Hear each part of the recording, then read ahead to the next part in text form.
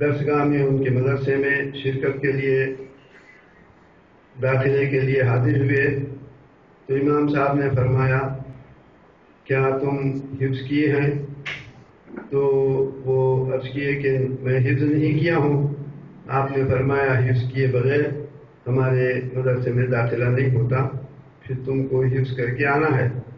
چنانچہ کہتے ہیں کہ امام محمد رحمۃ اللہ علیہ صرف ایک ہفتے میں حفظ مکمل کر لیے اور آپ کے درسگاہ میں شریک ہو گئے.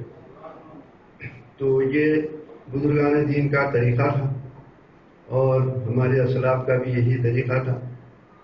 اور تمام بزرگان دین جانتے ہیں یہ سب سے پہلے حفظ قرآن اور اس کے بعد پھر درسیات کی طرف رجوع کرتے تھے.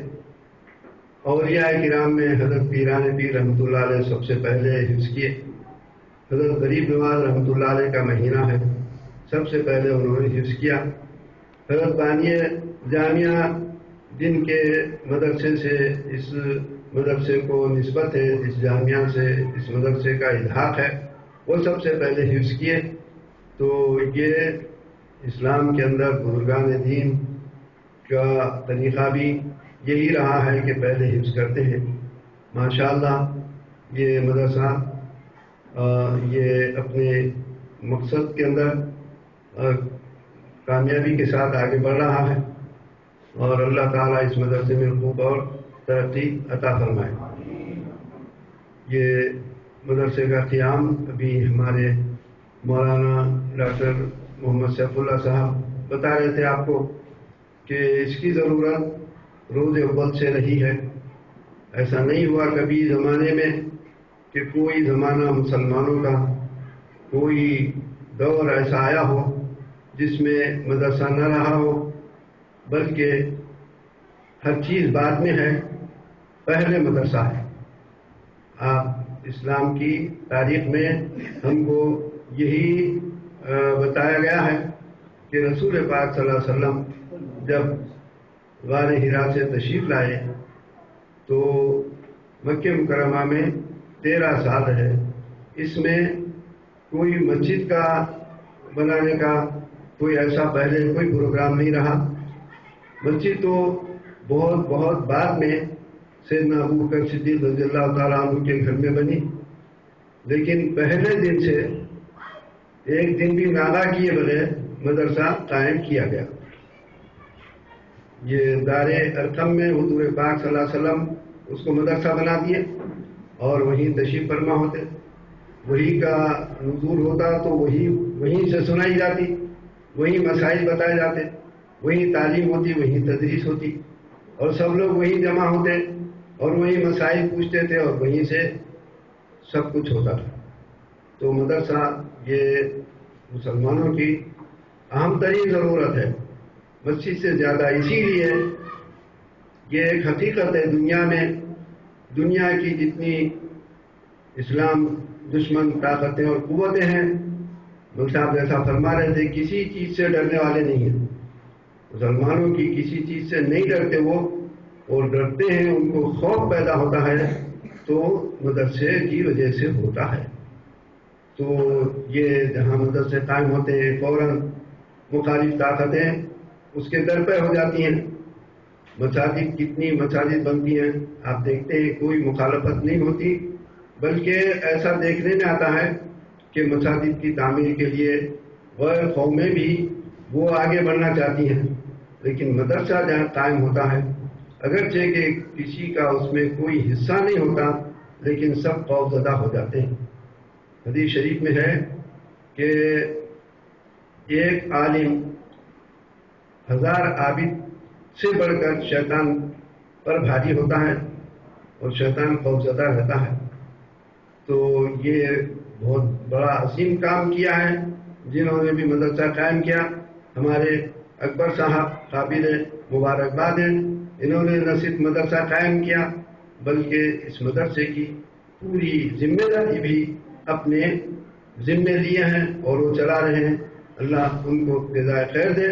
یہ ہمارے بزرگوں کا طریقہ رہا ہے.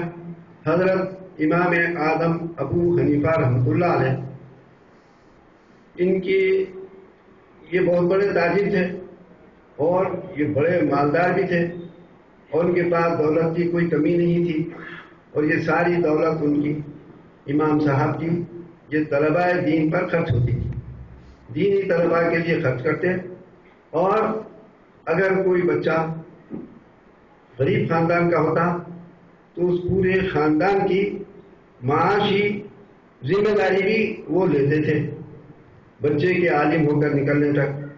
چنانچہ آپ جانتے ہیں حضرت امام ابو یوسف رحمۃ اللہ علیہ یہ کتنے بڑے امام ہیں، کتنے بڑے عالم ہیں کہ دنیا میں اتنے بڑے منصب کا کوئی اور ان کے بعد آج تک بھی نظر نہیں آیا کہ پورے عالم اسلام، اسلامی دنیا اس وقت ایشیا، یورپ، افریقہ اور کتنے براعظموں پر پھیلی ہوئی تھی، ان تمام ممالک محروس اسلامیہ کے یہ کیا کہتے ہیں اس کو صدر قاضی، چیف جسٹس جسے کہتے ہیں، اتنے بڑے عہدے پر فائز تھے، لیکن یہ تھے بہت ہی غریب خاندان کے، اور نہایت غریب خاندان تھا، اتنا غریب خاندان تھا کہ یہ چھوٹے تھے ابھی تو ان کی والدہ، ان کے گھر والے اور ان کے خاندان والے ان کو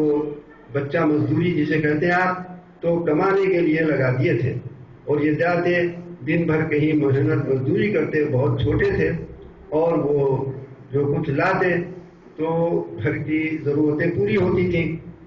اتفاق سے یہ کمائی کے لیے جا رہے تھے، امام اعظم ابو حنیفہ رحمۃ اللہ علیہ کا مدرسہ کھلا تھا، لوگ اس میں شریک ہوتے اور پڑھتے تھے، اور یہ دیکھے تو ان کو پسند آیا، اچھا معلوم ہوا، تو یہ مزدوری کو جانے کے بجائے، گھر سے تو نکلتے تھے، مزدوری کو جانے کے بجائے آپ کے مدرسے میں بیٹھ جاتے تھے۔ ایک دن، 2 دن، 3 دن ایسے گزرتے چلے گئے، اور والدہ ان کی بہت پریشان ہو گئی، فکر میں پڑ گئی کہ بچہ کہاں جا رہا ہے، روزانہ گھر سے نکلتا ہے اور شام میں کچھ بھی نہیں لاتا، تو وہ تلاش میں نکلی اور بچے کے پیچھے پیچھے آئیں تو معلوم ہوا بچہ مدرسے میں بیٹھ رہا ہے، تو یہ سیدھا حضرت کی خدمت میں پہنچی اور عرض کی کہ یہ میرا بچہ ہے اور ہم غریب خاندان کے ہیں، یہ بچہ مزدوری کرتا ہے اور لاتا ہے تو ہماری معاشی ضرورتیں کھانے پینے کی پوری ہوتی ہیں، یا آپ کے مدرسے میں بیٹھ گیا، ہمارے لیے مشکلات ہو گئیں۔ تو امام اعظم ابو حنیفہ رحمۃ اللہ نے فرمایا، اچھا یہ بچہ روزانہ کتنی مزدوری کرتا ہے، تمہارے لیے کیا لاتا ہے؟ تو والدہ بتائیں کہ بھائی اتنی لاتا ہے۔ تو آپ نے فرمایا دیکھو یہ بچہ مستقبل کا بہت بڑا عالم ہوگا، اور جب تک یہ ہمارے مدرسے میں پڑھتے رہے گا عالم ہونے تک تمہاری روز کی ضرورتیں پورے خاندان کی، جس کی مزدوری سے جتنے لوگ پرورش پاتے تھے ان سب کی ضرورتیں میرے ذمے ہے۔ چنانچہ ان کے عالم بن جانے تک آپ نے اس پورے خاندان کی ضرورتوں کی تکمیل کیا۔ پہلے ظاہر ہے ہر آنے والے دن میں ضرورتیں بڑھتی جاتی ہیں، تو پہلے جتنی رقم دیتے تھے ہر آنے والے زمانے میں اس کی ضرورت کے مطابق رقم میں اضافہ کرتے گئے، اور یہاں تک کہ وہ بچہ پڑھ کر عالم ہو کر امام ابو یوسف بن گیا۔ تو یہ ہے اسلام کا طریقہ۔